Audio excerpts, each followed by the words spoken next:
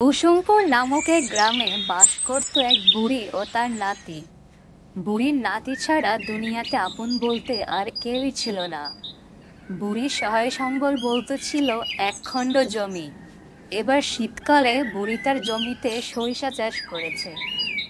দাদু ভাই, আমি বাড়িতে যাচ্ছি, তুমি বসে ভালো করে জমিটা পাহারা দাও, যেন কোনো গরু ছাগল এসে সব সরিষা না খেয়ে যায়।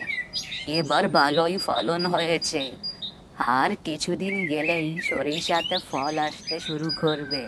দাদি, আমি কিন্তু ক্ষেতটা ভালোভাবেই পাহারা দিচ্ছি। সরিষা বিক্রি করে আমাকে কিন্তু একটা নতুন খেলনা গাড়ি কিনে দিতে হবে, এই বলে দিলাম। তুমি কিন্তু অনেক দিন ধরে আমাকে বলছো গাড়ি কিনে দিবে, কিন্তু আর দাওনি। নতুন গাড়ি পেতে হলে যে দাদু ভাই, সরিষা ক্ষেতটা ভালো করে দেখাশোনা করতে হবে, যাতে আমরা ভালো ফলন পাই। ঠিক আছে দাদি, তুমি কোনো চিন্তা করো না। নতুন গাড়ি পাওয়ার জন্য আমি এতটুক করতেই পারি। তুমি এবার নিশ্চিন্তে বাড়ি যেতে পারো। এরপর বুড়ি বাড়ির দিকে চলে গেল। আর এদিকে একই গ্রামে বাস করত কবিতার পরিবার। মা, আজকে তো মিলিয়ার বড় খালার আসার কথা ছিল। ওদের আসতে এত দেরি কেন হচ্ছে? ওরা কখন আসবে বলো না মা। সেই সকাল থেকে ঘ্যানঘ্যানানি শুরু করে দিয়েছিস। বলেছি তো ওরা আসবে। কোনো কিছু শুনলেই যেন তোরা দেরি হয় না। সব কিছুতেই শুধু পাগলামি। আর পাগলামি করতে হবে না তোকে। এই দেখ, আমরা চলে এসেছি। এতক্ষণে তোদের আসার সময় হলো। আমি সেই সকাল থেকে তোদের জন্য অপেক্ষা করে আছি। বাইরে দাঁড়িয়ে থেকে আর এত কথা বলতে হবে না। হাত মুখ দিয়ে তোরা ঘরে চল, আমি তোদের জন্য খাবারের ব্যবস্থা করছি। খালা, তুমি মায়ের সাথে ঘরে যাও, আমি মিলিকে নিয়ে গ্রামটা ঘুরিয়ে নিয়ে আসি। হয়েছে হয়েছে, তোকে আর এখন গ্রাম ঘুরে দেখাতে হবে না। দেখছিস না মেয়েটা কত দূর থেকে এসে কেমন ক্লান্ত হয়ে আছে। ও আগে খাবার দাবার খাক, পরে বিকেলে দেখা যাবে, তখন গ্রাম ঘুরে দেখিস। না খালামণি, আমি একদমই ক্লান্ত নই। তোমাদের দেখে আমার সব ক্লান্তি দূর হয়ে গেছে। চল কবিতা, আমরা তাহলে এখন ঘুরে আসি একটু। চল মিলি, তাহলে তোকে গ্রামটা এবার ঘুরিয়ে নিয়ে আসি। হ্যাঁ, এটা খুব ভালো হবে। আচ্ছা, এখন তো শীতকাল, তোদের গ্রামে কি কোনো সরিষা ক্ষেত আছে? থাকলে চল, আমরা সরিষা ক্ষেতে ঘুরতে যাব। হ্যাঁ, আছে তো। গ্রামে এক বুড়ির বড় একটা সরিষা ক্ষেত আছে, চল নিয়ে যাই তোকে। শীতকালে সরিষা খেতে গিয়ে টিকটক ভিডিও বানাবো, ছবি তুলবো, দেখবে সব ভাইরাল হয়ে যাবে। কারণ শীতকালে সরিষা খেতে গিয়ে সবাই ছবি তোলে, সবাই ভিডিও বানায়। যদি আমরা না করি তাহলে কি হয় বল? হ্যাঁ, তুই একদম ঠিক বলেছিস। চল তাড়াতাড়ি পা চালা। এই তো আমরা সরিষা খেতে এসে পড়েছি। কত বড় সরিষা ক্ষেত! আমার তো আর দেরি সইছে না। তাড়াতাড়ি চল কবিতা, আজকে আমরা অনেক মজা করব। কিন্তু একটা সমস্যা আছে যে, ওই দেখ, বুড়ির নাতি সরিষা ক্ষেত পাহারা দিচ্ছে। ও হয়তো আমাদের ক্ষেতের মধ্যে যেতে দেবে না। ওকে একটু বলে দেখি, চল। এই রাজু, আমরা একটু তোদের সরিষা খেতে গিয়ে কিছু ছবি তুলবো। আমরা তোদের কোনো সরিষা নষ্ট করব না। না না, এসব কিছুই করতে দেয়া যাবে না। দাদির নিষেধ আছে, সরিষা খেতে যাওয়া একদম বারণ। কবিতা, আমার মনে হচ্ছে ছেলেটা এভাবে মানবে না। দেখ আমি কি করি। এই নাও 200 টাকা ধরো। এবার আমাদের সরিষা ক্ষেতের মধ্যে যেতে দাও। ধরে নাও, এই টাকাটা তোমাকে সরিষা ক্ষেতে ঢোকার টিকিট হিসেবে দিলাম। আরে, এরা তো আমাকে টাকা দিচ্ছে। ঠিক আছে, যাও তাহলে। তবে দাদি আসার আগেই তাড়াতাড়ি বের হয়ে যেতে হবে। আর শোনো, কোনো সরিষা যেন নষ্ট না হয়।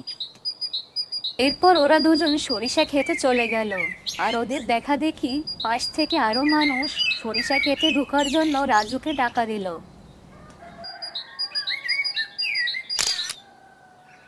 এভাবে চলতে থাকলে তো ভালোই হবে, অনেক টাকা হবে। আর এ টাকা দিয়ে আমি নিজে গাড়ি কেনার জন্য টাকা জমিয়ে ফেলতে পারবো। দাদির কাছে আর টাকা চাইতে হবে না। কবিতা, তুই আমাকে সুন্দর করে কিছু ছবি তুলে দে তো, আর কিছু ভিডিও করে দিস, টিকটকে আপলোড করা যাবে। ঠিক আছে, তুই একটু সুন্দর করে দাঁড়া যাতে ছবি ভালো আসে। এভাবে ওরা একের পর এক অনেক ছবি তোলে ও ভিডিও করতে থাকে।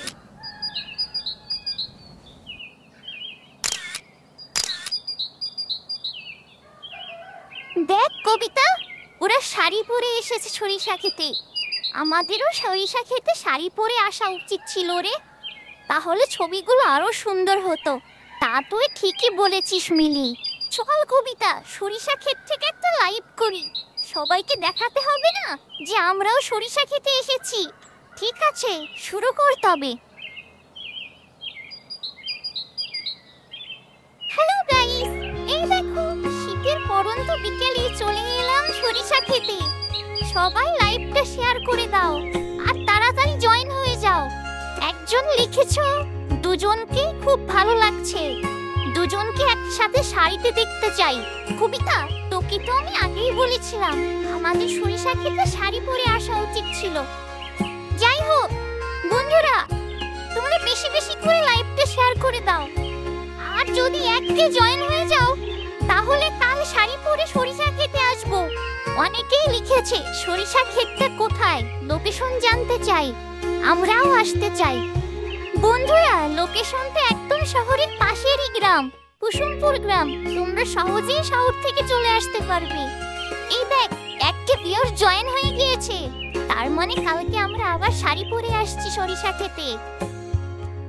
বন্ধুরা, তোমাদের অনেক ধন্যবাদ। আমাদেরকে এখন যেতে হবে, সন্ধ্যা হয়ে আসছে। লাইভটা আজ এখানেই শেষ করছি। সবাই ভালো থেকো। আজ ভালোই একটা লাইভ করলাম।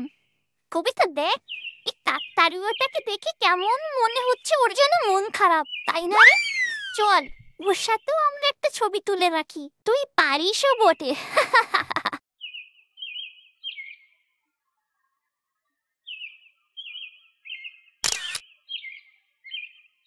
অনেক তো হলো, এবার চল মিলি, আমরা বাড়িতে যাই।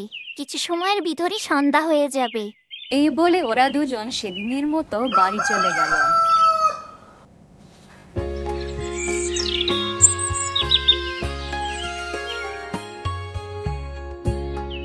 জানো খালামণি, আজকে আমরা অনেক মজা করেছি, অনেক ছবি তুলেছি।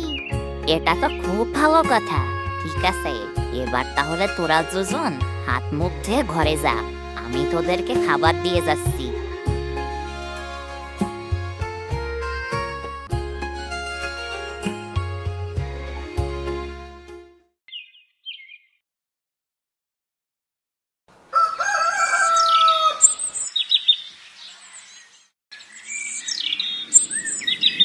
বাহ, শাড়ি পরাতে আমাদের দুজনকে কি সুন্দর লাগছে, তাই না রে? চল, আর দেরি না করে সকাল সকাল যাওয়া যাক, তাহলে অনেক সময় সরিষা খেতে থাকতে পারবো। কথা মতো ওরা সেদিন সকালে দুজনে শাড়ি পরে আবারও সরিষা খেতে যায়। সেদিন ওদের লাইভ দেখে অনেক লোক সরিষা খেতে ঘুরতে আসে, আর এতে রাজুও অনেক টাকা পায়। এর কিছু সময়ের মধ্যে বুড়িও তার সরিষা খেতে আসার জন্য রওনা দেয়। ভালোই হয়েছে, লাঠিটা সাথে করে নিয়েছি। গরু ছাগল আসলে লাঠিটা দিয়ে ভালো করে তাড়িয়ে দেওয়া যাবে।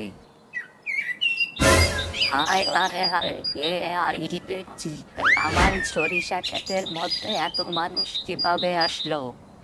ওইটা তো দেখে মনে হচ্ছে রত্নার মেয়ে, বাকিগুলোকে তো চিনলাম না। দাঁড়া, তোদের ছবি তোলা আমি বের করছি। সরিষা ক্ষেতটাকে মারিয়ে কি অবস্থাই না করেছে। এই বলে বুড়ি তার হাতে থাকা লাঠিটা নিয়ে ওদের দিকে ধাওয়া করলো। দাঁড়া। ওরে বাবারে, বুড়ি এসেছে। মিলি তাড়াতাড়ি করে পালা, তাড়াতাড়ি চল, তা না হলে বুড়ি ধরতে পারলে আর ছাড়বে না। পালাচ্ছিস কেন রে বজ্জাতের দল? একটাকে ধরতে পারলে পিঠের চামড়া তুলে নেব। আমার সরিষা খেতে এসে ছবি তোলা হচ্ছে। নাতিটাকে বসিয়ে রেখে গেলাম, তারপরেও এই অবস্থা কিভাবে হলো ওকে আমি পরে দেখছি। যাই, আগে রত্নার বাড়িতে গিয়ে নালিশটা করে আসি।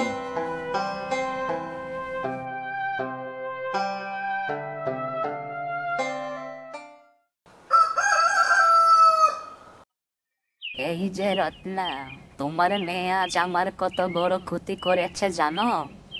আমার 1 খণ্ড জমি, সেখানে আমি সরিষা চাষ করেছি। আরে তোমার মেয়ে, তোমার ভাগিনী, এরা সবাই গিয়ে, আরো কতগুলো মানুষ গিয়ে আমার ক্ষেতটাকে একদম মারিয়ে নষ্ট করে এসেছে। এখন আমার কি হবে? তুমি এর কি বিচার করবে বলো? বারে, আমরা তোমার সরিষা খেতে এমনি এমনি ঢুকিনি বুড়িমা। তোমার নাতিকে আমরা সবাই মিলে এক একজনে 200 টাকা করে দিয়েছি। সে আমাদের থেকে 200 টাকা নিয়ে তারপরেই আমাদের সরিষা খেতে প্রবেশ করতে দিয়েছে। আর প্রতিদিন এতগুলো মানুষ যদি তোমার সরিষা খেতে গিয়ে 200 টাকা করে দেয় এক একজনে, তাহলে তোমাদের কত টাকা হয় তুমি ভেবে দেখেছো? এই টাকা দিয়ে তো তুমি তোমার সংসারও ভালোভাবে চালাতে পারবে, তোমাদের একটা বাড়তি আয় হবে। এটা কি তুমি ভেবে দেখছো না? আর আমরা কেউই তোমার সরিষা ক্ষেত মারিয়ে দেইনি, খুব সাবধানে আমরা পা ফেলেছি। ওই তো তোমার নাতিও চলে এসেছে, ওকে জিজ্ঞেস করে দেখো না আমি সত্যি বলছি নাকি মিথ্যা বলছি। হ্যাঁ দাদি, সরিষা খেতে ঢোকার জন্য সবাই আমাকে 200 টাকা করে দিয়েছে। আর এ কথা আমি তোমাকে বলার সুযোগই পাইনি, কারণ তুমি আমার কোনো কথা না শুনে রেগে মেগে এদের বাড়িতে নালিশ করতে চলে এসেছো। ও, তাই বুঝি? ওরা সবাই তোকে 200 টাকা করে দিয়েছে? তাহলে তো অনেক টাকাই হয়েছে নিশ্চয়ই। এই সরিষা খেতে থাকার পুরো সময়টাই যদি এমন চলতে থাকে, তাহলে ভালোই একটা বাড়তি আয়ের ব্যবস্থা হবে। আর আমি এ টাকা দিয়ে ঘরের চালাটা ঠিক করে নিতে পারবো। আজ থেকে তোমাদের সবার জন্য আমি সরিষা ক্ষেতটাকে উন্মুক্ত করে দিলাম। তবে একটা শর্ত, তোমরা যখন সরিষা খেতে যাবে আমার কোনো ফসলের জন্য কোনো ক্ষতি না হয়। এরপর থেকে বুড়ি সরিষা ক্ষেত সবার জন্য উন্মুক্ত হয়ে যায় ও সবাই সেখানে অনেক মজা করে। বুড়িরও একটা বাড়তি আয়ের ব্যবস্থা হয়, এতে বুড়ি অনেক খুশি হয়। গ্রামের একটি বড় গাছে বাস করত এক টেকো পেতনি। কারো মাথায় সুন্দর চুল দেখলেই পেতনি তার সব চুল ছিঁড়ে নিত। এভাবে সে খুব আনন্দ পেত, কিন্তু কেউই কোনোদিন এই পেতনিকে দেখতে পায়নি। এই গ্রামের সব মেয়ে বউদের সুন্দর চুল আমি নিয়ে নেব, আর ওদেরকে আমার মতো টেকো বানিয়ে রাখবো। এদিকে একই গ্রামে বাস করত সুজনের পরিবার। ওদের ছিল সুখের সংসার। ওদের ঘর আলো করে জন্ম নিয়েছিল ফুটফুটে চাঁদের মতো এক কন্যা সন্তান। ওগো দেখেছো, আমাদের মেয়েটা দেখতে কেমন চাঁদের মতো সুন্দর হয়েছে। হ্যাঁ বউ, তুমি একদম ঠিক বলেছো। ওগো তোমার মনে আছে আমি কত করে চেয়েছিলাম যদি আমাদের একটা কন্যা সন্তান হয়, তাহলে আমি তাকে অনেক সাজিয়ে গুজিয়ে রাখবো, চুল বেঁধে দেব, ঝুটি করে দেব, আরো কত কি। হ্যাঁ গিন্নি, মনে থাকবে না কেন? সবই মনে আছে। আর আমি চাই তোমার এই সব ইচ্ছায় যেন পূরণ হোক। তাই যেন হয়। আর আমি চাই আমাদের মেয়ের মাথায় যেন অনেক ঘন কালো রেশমি চুল হোক। আমি রেশমি চুল ভীষণ পছন্দ করি। কবে যে মেয়েটা একটু বড় হয়ে উঠবে। আরে গিন্নি, সব হবে। আমার তো মনে হচ্ছে তুমি আর তরে সইতে পারছো না। হা হা হা। এভাবে হাসি খুশির মাঝে ভালোই ওদের দিন কাটতে থাকে।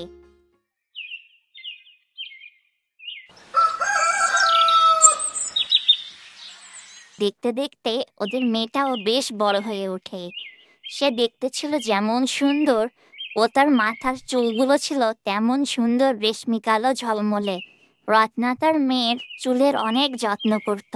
রেশমি, মা এদিকে আয় তো দেখি, চুলগুলোতে একটু তেল দিয়ে দুটো ঝুঁটি করে দেই। এমন ভর দুপুরে তুই খোলা চুলে বাইরে বের হোস না।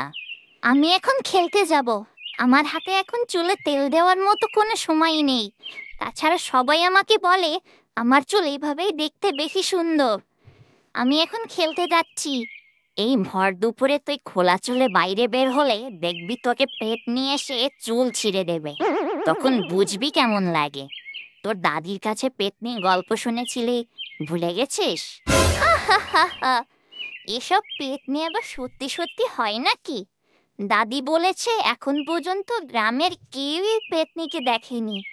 আমাকে পেতনির ভয় দেখিয়ে তুমি চুল বাঁধতে পারবে না। আমি গেলাম।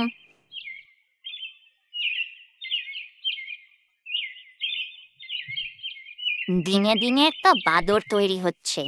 দাঁড়া, আজ আসুক তোর বাবা বাড়িতে। কি হয়েছে গিন্নি? আমি আবার কি করলাম? তুমি আবার কি করতে যাবে? করেছে তোমার মেয়ে। বললাম আয়, এমন ভর দুপুরে খোলা চুলে বাইরে গেলে পেতনি ধরবে। চুলগুলো একটু বেঁধে দেই, কিন্তু কে শোনে কার কথা? গিন্নি, মেয়েটাকে একটু নিজের মতো করে থাকতে দাও না।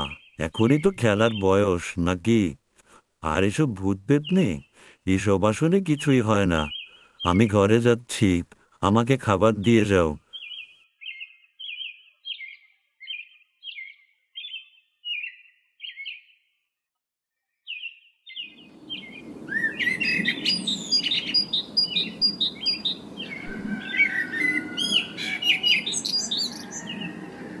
কবিতা, এই কবিতা, বাইরে আয়, খেলতে যাবি না?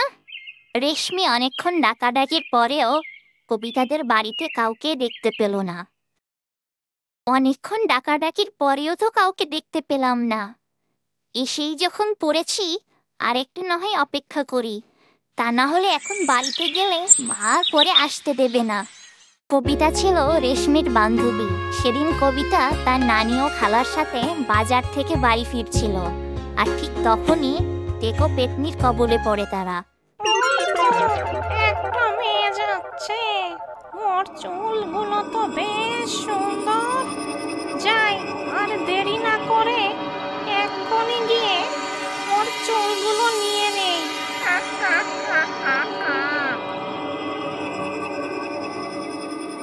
ওরে বাবারে, মরে গেলাম রে!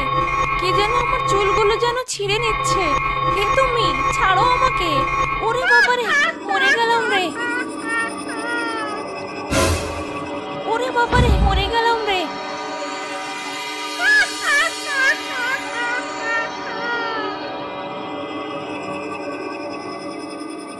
বাহ, এইবার তোকে দেখতে কি সুন্দর লাগছে, ঠিক যেন আমার মতো এক টেকো পেতনি।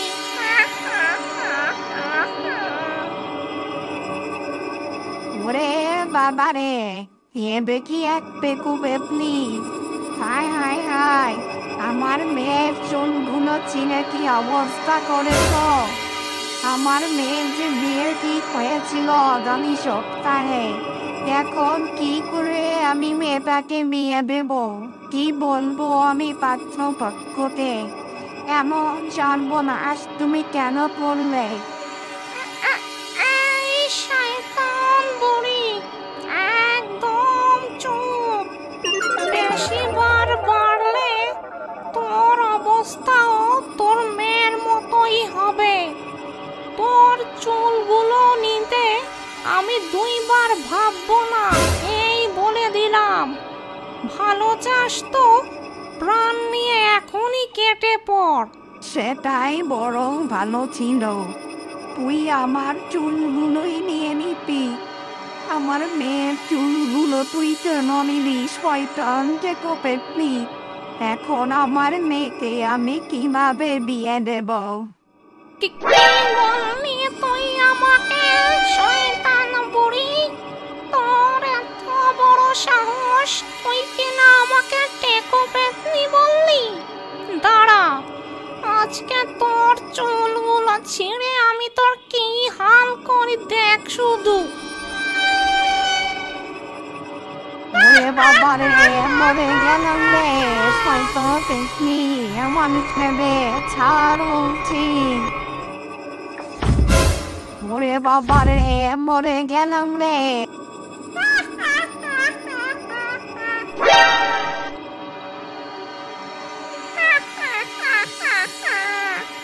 তোদের মামে দুইজনকে দেখে আমার খুব হাসি পাচ্ছে। আমাকে টেকো বলো, তাই না? দেখ এখন কেমন লাগে। যাক, ভাগ এবার চোখের সামনে থেকে দূর হ।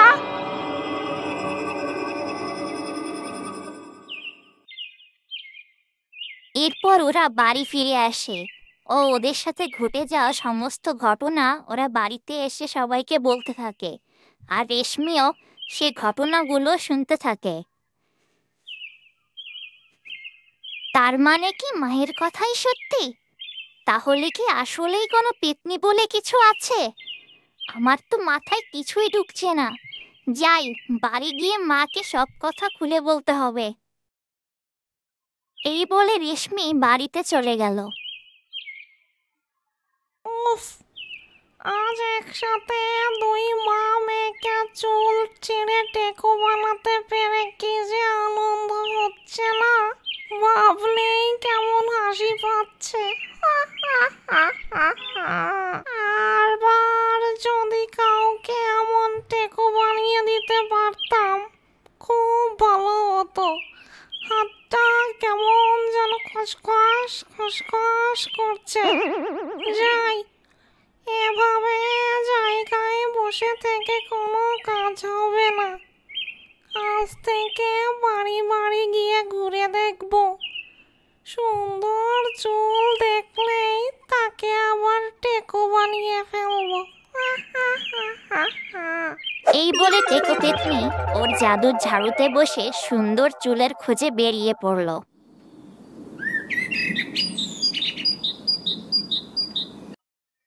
মা মা, জানো আজ কবিতার খালা আর ওর নানিকে কোত্থেকে জানে এক টেকো পেতনি নাকি বাড়িতে ফেরার পথে চুল ছেড়ে টেকো করে দিয়েছে। চুল ছাড়া দেখতে ওদের যে কি অদ্ভুত লাগছিল সে যদি তুমি দেখতে। কি বলিস কি এসব? আমার তো শুনেই কেমন ভয় করছে। ওদের আর কোনো ক্ষতি করেনি তো পেতনি? না মা, পেতনি ওদের অন্য আর কোনো ক্ষতি করেনি। ও কারো ঘাড়ও মটকায়নি। ও শুধু সুন্দর চুল দেখলেই তা সহ্য করতে পারে না। ও চায় সবাই ওর মতো যেন টেকো হয়ে থাকুক। সুন্দর চুল দেখলেই ও সেগুলোকে ছিঁড়ে ওর মধ্যে টেকো বানিয়ে দেয়, আর এটা করেই ও খুব আনন্দ পায়। এমনিতেই তোকে নিয়ে আমি পারি না, তারপরে আবার এসব শুনে তোকে নিয়ে তো আমার চিন্তা আরো বেড়ে গেল। আজ থেকে তোর বাড়ির বাহিরে যাওয়া একদম বন্ধ। যদি তুই আমার কথা না শুনিস তাহলে তোর পা ভেঙে আমি ঘরে বসিয়ে রাখবো, এই বলে দিলাম। ভালো বিপদে পড়লাম তো। তোমাকে ভালো মনে করে কথাগুলো বললাম, আর এখন তুমি আমাকে বাড়ির বাইরে যাওয়া বন্ধ করে দিলে। এই মেয়ে শোন, আর একটা কথা যদি বেশি বলেছিস তাহলে কিন্তু একদম ভালো হবে না, এই বলে দিলাম। অনেকবার বেরিয়েছিস তুই। বাড়ির এই উঠানের সামনে এক পা যদি ফেলিস না, দেখিস কি করি তোকে আমি। চল এখন চুলগুলো বেঁধে দেই, নয়তো পেতনি ধরবে তোকে। বারে, চুল বেঁধে আর কি হবে? বাড়ির বাইরে যাওয়া তুই বন্ধ করে দিলি। ওই পেতনিকে আমাকে বাড়িতে এসে চুল ছিঁড়ে টেকো করে দেবে? বুঝেছি, ওই পেতনির হাতে চুল টানা না খাওয়া পর্যন্ত তোর শিক্ষা হবে না। এই বলে রত্না সেখান থেকে চলে গেল। আর এদিকে সুন্দর চুলের খোঁজ করতে থাকা টেকো পেতনির চোখে হঠাৎ করেই রেশমি পড়ে গেল।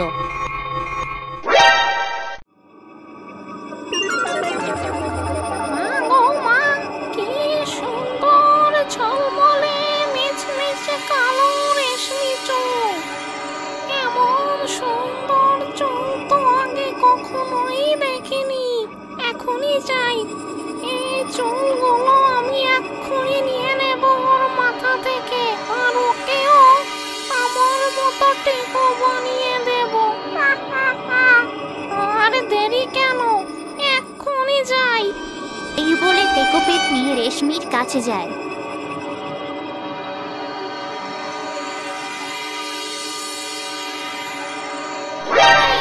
কি যেন মনে হচ্ছে আমার চুলগুলো পিছন থেকে টেনে ধরলো। ওরে বাবারে, মনে হচ্ছে চুলগুলো ছিঁড়েই যাবে। কে কে তুমি? ছাড়ো আমাকে। মেয়ের চিৎকার শুনে রত্না ঘর থেকে বের হয়ে আসে, কিন্তু ততক্ষণে অনেক দেরি হয়ে যায়। রেশমির সব চুলগুলো কেটে নিয়ে টেকো পেতনি সেখান থেকে দ্রুত পালিয়ে যায়। হায় হায় হায়, কি সর্বনাশ হয়ে গেল গো! কে কোথায় আছো? পেতনিটাকে ধরো, ও যে আমার মেয়ের সমস্ত চুলগুলো কেটে নিয়ে চলে গেল। রত্নার চিৎকার শুনে আশেপাশের কিছু মানুষ সেখানে জড়ো হলো, আর তার কিছুক্ষণ পরেই সুজনও বাড়িতে ফিরল। বাবা দেখো, ওই পেতনি আমার কি অবস্থা করেছে! আমাকে কেমন টেকো বানিয়ে দিয়েছে। ও গ্রামে যারই সুন্দর চুল দেখে তার চুলগুলো নিয়ে তাকে টেকো করে দিয়ে চলে যায়। আমাকে কি এখন থেকে এমনই টেকো হয়ে থাকতে হবে বাবা? তুই কোনো চিন্তা করিস না মা, ওই টেকো পেতনিকে আমি উচিত শিক্ষা দেব। আমি এক্ষুনি যাচ্ছি কবিরাজের বাড়িতে।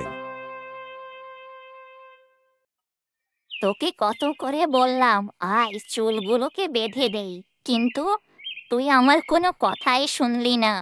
যদি তখন তুই আমার কথাটা শুনতি, তাহলে হয়তো আজ এদিন দেখতে হতো না। আসুন কবিরাজ কাকা, দেখুন আমার মেয়ের চুলের কি অবস্থা করেছে টেকো পেতনি। সাথে গ্রামের অন্যান্য আরো কত মানুষের চুলের সে এমন অবস্থা করেছে। আপনিও টেকো পেতনি যেভাবে হোক একটা ব্যবস্থা করুন।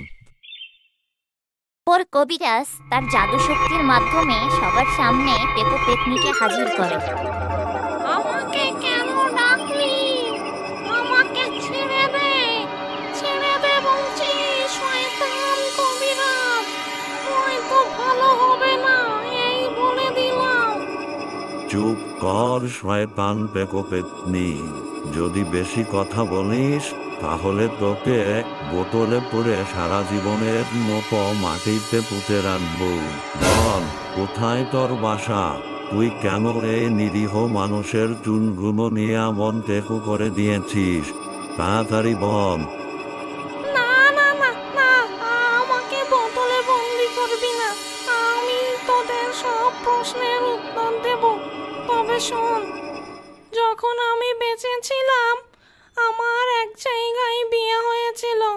আমারও অনেক সুন্দর রেশমি চুল ছিল, কিন্তু ওরা আমাকে যৌতুকের টাকার জন্য সব সময় অত্যাচার করত। তার এক পর্যায়ে আমার সুন্দর চুলগুলো ওরা কেটে নেয় ও নাক কর দিয়ে চরম অপমান করে আমাকে বাড়ি থেকে বের করে দেয়। কিন্তু আমি এই অপমান সহ্য করতে না পেরে আত্মহত্যা করি, আর এরপরে আমি একটা পেতনি হয়ে যাই, টেকো পেতনি। আমি এই সুন্দর চুল হারানোর কারণে কারো সুন্দর চুল দেখলে তা কেটে নেই ও তাকে আমার মতো টেকো বানিয়ে রাখি।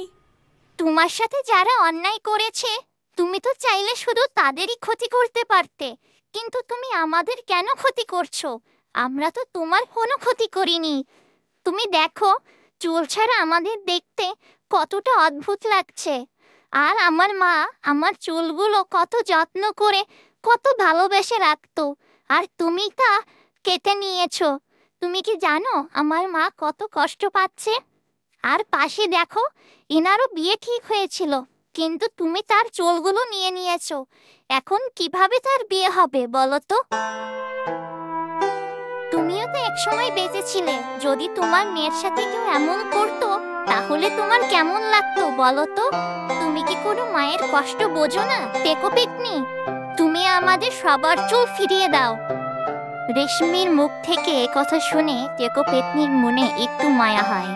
ঠিক আছে, আমি তোদের সবার চুল ফিরিয়ে দেব, তবে আমার একটা শর্ত আছে। যখন আমি বেঁচে ছিলাম তখন আমার মাথায় যেমন সুন্দর রেশমি চুল ছিল, আমার সে চুল যদি কেউ ফিরিয়ে দিতে পারিস তবে আমি তোদের সব কথা রাখবো, আর আমি এই গ্রাম থেকে চিরদিনের মতো চলে যাব, কথা দিলাম। ঠিক আছে, তুই সবাইকে তাদের চুল ফিরিয়ে দে, তাহলে আমিও তোকে তোর হারিয়ে যাওয়া রেশমি চুল ফিরিয়ে দেব। ঠিক আছে, যদি আমি আমার চুল ফিরে পাই তাহলে আমিও তোদের সবার চুল ফিরিয়ে দিতে রাজি। তাহলে নে, এই নে তোদের সবার চুল আমি ফিরিয়ে দিলাম। এরপর সবাই তাদের চুলগুলো ফিরে পেয়ে খুব খুশি হল। আর এদিকে কবিরাজ শাকচুন্নির কথা মতো তার হারানো চুল ফিরিয়ে দিল। আর তা পেয়ে শাকচুন্নি চিরদিনের মতো সেখান থেকে চলে গেল। এক গ্রামে বাস করত রাবেয়া নামের এক বৃদ্ধা মহিলা। তার সাথে থাকতো তার ছেলে কাশেম। মা, আমি তাহলে এখন কাজে বের হয়ে যাচ্ছি।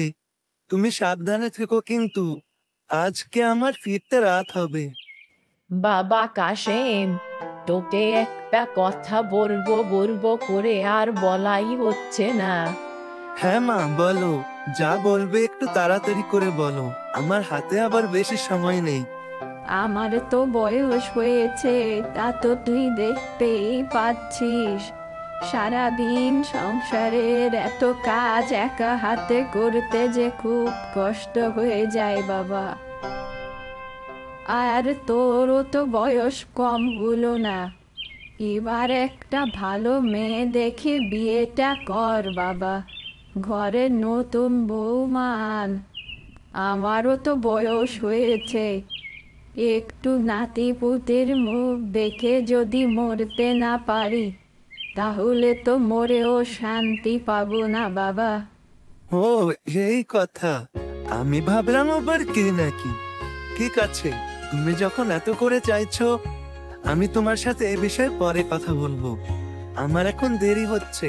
মা, আমি গেলাম তাহলে। ঠিক আছে বাবা, তাহলে এবার তুই বেরিয়ে পড়, আর দেরি করিস না। এই বলে কাশেম সেখান থেকে চলে গেল। যাক, ভালোই হলো, এবার মনে হয় ছেলেটার একটু সুমতি হয়েছে। যাই, ঘরে গিয়ে বাকি কাজগুলো সেরে ফেলি তাড়াতাড়ি। এভাবে দেখতে দেখতে কেটে গেল কয়েক মাস।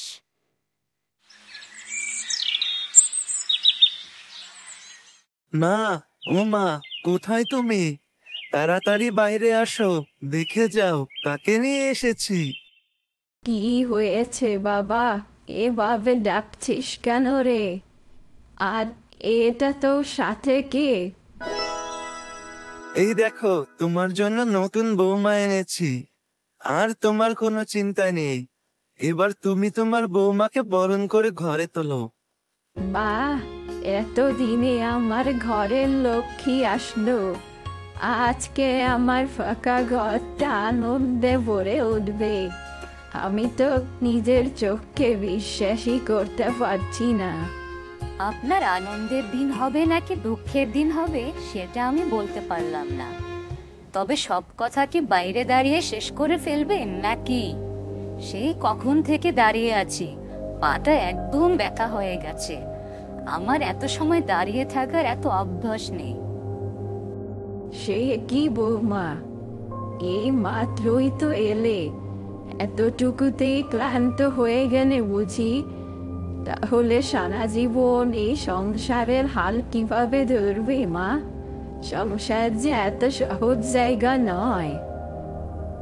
ওগো, দেখেছো তোমার মায়ের কথার কি ছিরি?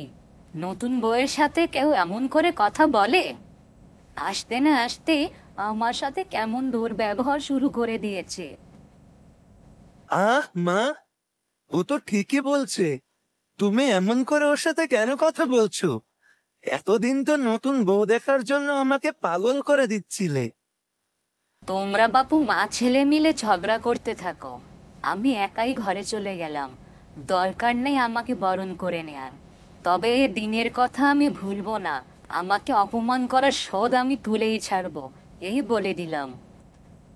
এই বলে কাশিমের বউ ও কাশিম ঘরে চলে গেল। হায় পোড়া কপাল, নতুন বউয়ের এ কি ব্যবহার, নাকি আমারই ভুল? বয়স হয়েছে হয়তো, তাই আর আজকালকার ছেলে মেয়েদের সাথে তাল মিলিয়ে চলতে পারি না। যাই, ওদের জন্য খাবারের ব্যবস্থা করি।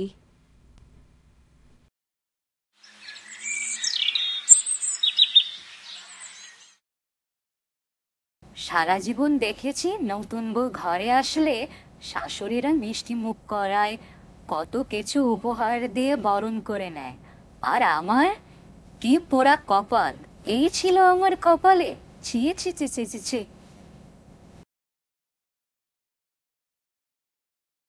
এই দেখো বৌমা, তোমার জন্য আমি কি নিয়ে এসেছি। আমার হাতের বানানো খেজুর গুড়ের মুড়ির মোয়া। নাও মা, খেয়ে দেখো কেমন হয়েছে বলো। কাশিম খুব পছন্দ করে, তাই বানিয়েছিলাম। তোমার মার হয়তো বয়সের সাথে সাথে বুদ্ধিটাও একদম গেছে। তা না হলে কি কেউ নতুন বউকে এমন গুড়মুড়ি দিয়ে মিষ্টি মুখ করায়? মা, এসবের মানে কি? তুমি কেন আমাকে বারবার নতুন বউয়ের সামনে অপমান করছো?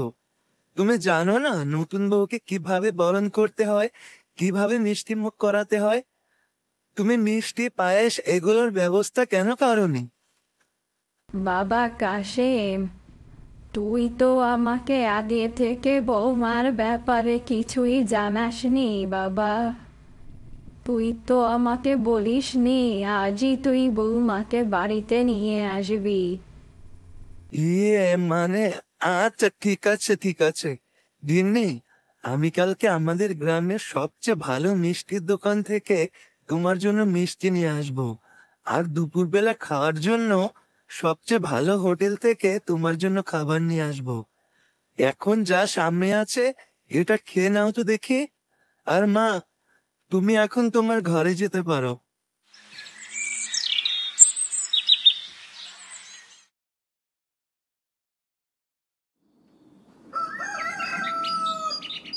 শুনেছি নতুন বউদের শাশুড়িরা কত কিছু উপহার দেয়, সোনা গয়না, শাড়ি। কই, আমি তো এসব কিছুই পেলাম না। পাবে পাবে গিন্নি, তুমিও পাবে। আমার মায়ের কাছে অনেক দামি একটা উপহার আছে তোমার জন্য। মা তো আমাকে সবসময় বলতো আমার বিয়ে হলে আমার বউকে মা একটা দামি উপহার দেবে। এ কথা বলতে না বলতেই কাশিমের মা ওদের ঘরে আসে। এই নাও বৌমা, আমার তরফ থেকে তোমার জন্য এই উপহারটা রাখো। আমার কাছে এটার মূল্য অনেক। আজ থেকে তুমি এটা যত্ন করে তোমার কাছেই রাখো। তাই বুঝি অনেক মূল্যবান? কি এমন জিনিস দেখি, আমার তো তরিস হয়েছে না।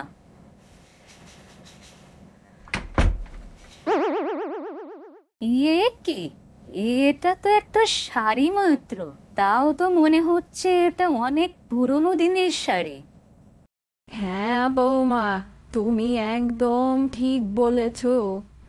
এই শাড়িটা আমার শাশুড়ির বিয়ের শাড়ি। আর এটা দিয়ে তোমার শ্বশুরও আমাকে বাড়িতে বউ করে এনেছিল। এই শাড়ি যে এই বংশের ঐতিহ্য বহন করে। আজ থেকে সেই পরম্পরা, এই শাড়ি তোমার মা। তুমি এটা খুব যত্ন করে রেখো। এটা যে অনেক মূল্যবান আমাদের কাছে। ছি ছি ছি ছি ছি, এই আপনার মূল্যবান উপহার? এভাবে একটা পুরাতন শাড়ি দিয়ে আমাকে এভাবে অপমান করা হলো। আমি ভেবেছিলাম কোনো দামি গয়না হবে হয়তো, শেষমেশ কিনা এই পুরন শাড়ি। এসব পুরনো আদিম যুগের শাড়ি তো মানুষ জি চাকরকে দেয়। দেখেছো তোমার মা কেমন বারবার আমাকে অপমান করছে? তুমি কিছু বলো না বলেই এমন সাহস পায়। গিন্নি, এসব নিয়ে আর ঝামেলা বাড়িও না তো। কাল থেকে ঝামেলা দেখতে দেখতে আমি বিরক্ত। আমি এক্ষুনি যাচ্ছি, তোমার জন্য একটা নতুন বেনারসি শাড়ি এনে দিচ্ছি।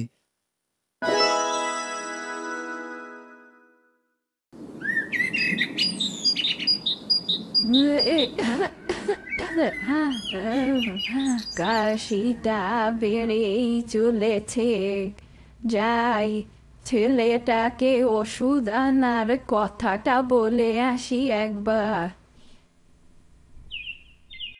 দেখো গিন্নি, তোমার জন্য বেনারসি শাড়ি এনেছি, পছন্দ হয় কিনা বলো। আর গ্রামের সবচেয়ে ভালো হোটেল থেকে মোরগ পোলাও নিয়ে এসেছি। বাবা কাশেম, ও তোরা হয়তো ব্যস্ত আছিস, আমি পরে আসবো তাহলে। না, আবার পরে কেন? কি বলতে এসেছিলে বলে যাও না। বৌমার জন্য শাড়ি আনতে গিয়েছিলি বুঝি?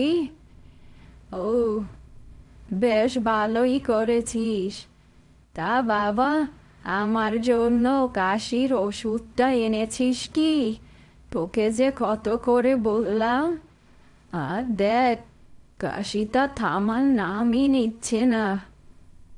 দেখতেই তো পারছো মা, নতুন বিয়ে করেছি, কত দৌড়াদৌড়ি আর ব্যস্ততার ভিতরে সময় কাটছে। এত ব্যস্ততার ভিতরে সামান্য ওষুধ আনার কথা কার মনে থাকবে? ও, সামান্য কাজ বুঝি? ঠিক আছে, আমার ওষুধ তোর আনতে হবে না। আমার কাছে তুই টাকাটা দিয়ে দে, আমি নিজে গিয়ে নিয়ে আসবো। দেখেছো তোমার মা আমার সাথে কেমন পাল্লা দেয়? তুমি আমার জন্য বাজার থেকে এসব কিনে এনেছো বলে তারও এখন পাল্লা দিয়ে টাকার প্রয়োজন হয়ে পড়েছে। ওষুধ কেনা না ছাই, টাকা নেয়ার মতলব সব। আপনাদের মতো বুড়ো মানুষদের তো কখনো ওষুধ খেতে দেখিনি। সারা জীবন তো দেখেছি বয়স্ক মানুষেরা গাছরা ছালবাকল খেয়ে তাদের রোগ সারায়। আর এই যে, তোমাকেও বলে দিচ্ছি, কথায় কথায় এভাবে মাকে টাকা বের করে দেবে না। অপ্রয়োজনে টাকা অপচয় করা আমি একদমই পছন্দ করি না। এসব কথা শোনার পরে কাশেমের মা সেখান থেকে চলে গেল।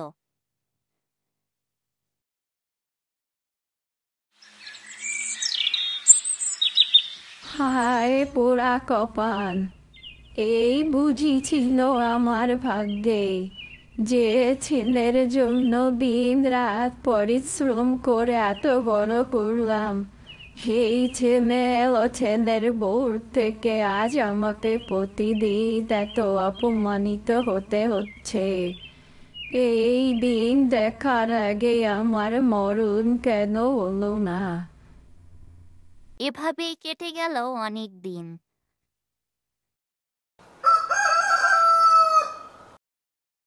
মা, আপনাকে একটা কথা বলার ছিল।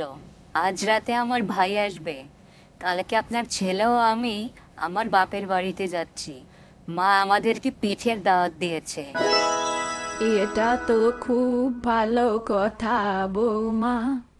ঠিক আছে, তাহলে কাল তোমরা দুজন ভালোভাবে যেও। হ্যাঁ, তা তো যাবই, আপনি না বললেও যেতাম। কিন্তু কথা সেটা না, আজকে আমার ভাই আসছে, ওকে তো আর আমি নিচে শুতে দিতে পারি না এই শীতকালে। তাই বলছিলাম কি, আপনি আজকে কোনো মতে রাতটাও আমাদের খোলা বারান্দায় কাটিয়ে দিন। আর আপনার ঘরে আমার ভাই থাকবে, ওকে তো আর আমি এই শীতকালে মাটিতে শুতে দিতে পারি না, তাই না? বৌমা, তুমি তো দেখতেই পাচ্ছ শীতকালে আমার কাশিটা ঠান্ডায় কত বেড়েছে। এরপরে যদি আমি ওই খোলা বারান্দায় থাকি, তাহলে আমার অবস্থা কি হবে? আমি এত কিছু জানতে চাই না, আমি শুধু সময় মতো ঘর ফাঁকা চাই, এই বলে গেলাম। এরপর রাতের বেলা বুড়ি তার বউয়ের কথা মতো বাড়ির খোলা বারান্দায় চলে যায়। শীতে যে শরীরটা জমে যাচ্ছে, হায় পোড়া কপাল, কোন পাপের শাস্তি পাচ্ছি আমি? এই বয়সে নিজের ঘর ছেড়ে খোলা বারান্দায় রাত কাটাতে হচ্ছে। এই রাতটা যে মনে হচ্ছে শেষই হচ্ছে না, কখন যে ভোরের আলো ফুটবে।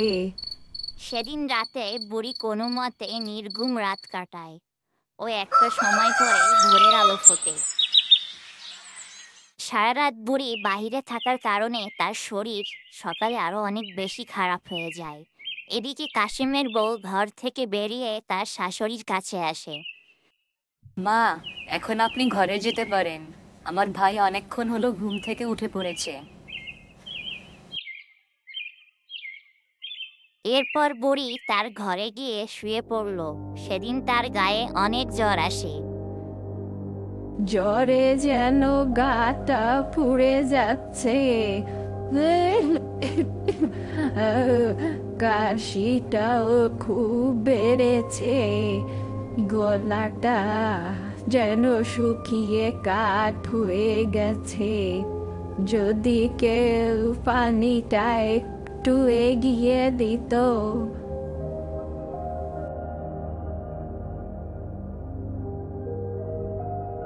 মা, আমরা এখন রুবিদের বাড়ির উদ্দেশ্যে বেরিয়ে পড়ব। তুমি ভালোভাবে ঘর বাড়ি দেখে শুনে রেখো, এটাই বলার জন্য এসেছিলাম। চলো রুবি, আমাদের আর দেরি করা ঠিক হবে না।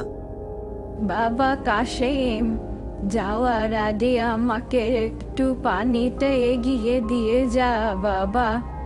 গায়ে এতটুকু শক্তি নেই যে উঠে দাঁড়াবো। এই যে আবার শুরু হয়ে গেল। দেখেছো তোমার মা কেমন ঘোড়া দেখলে খোড়া সাজে? এই যে এখানেই রয়েছে পানি, তাও মহারানী এতটুকু উঠে নিজে নিয়ে খেতে পারছে না।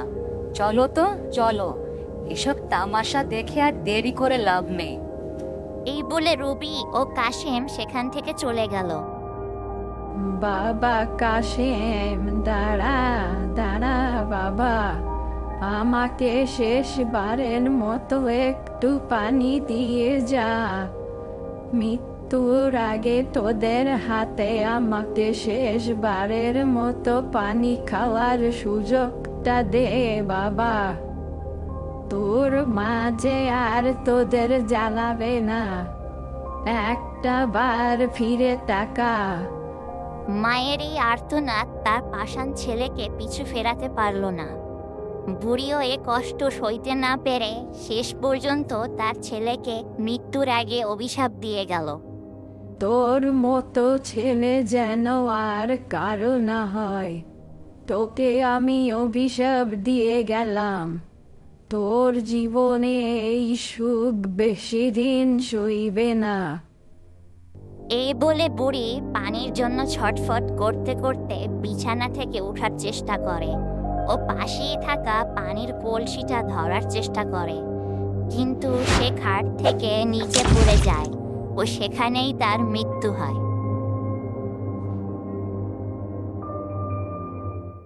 আর এদিকে কাশেমও তার শ্বশুর বাড়িতে পৌঁছে যায়।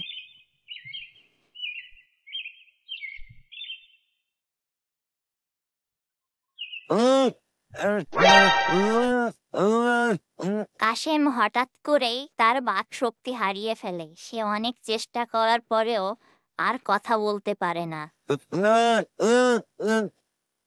এসব আমি কি দেখছি? এসব কি রুবি?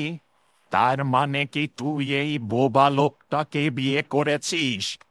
চি চি চি চি চি, এই বোবা লোকটাকে কখনোই আমার মেয়ের জামাই বলে আমি স্বীকার করব না, এই আমি বলে দিলাম।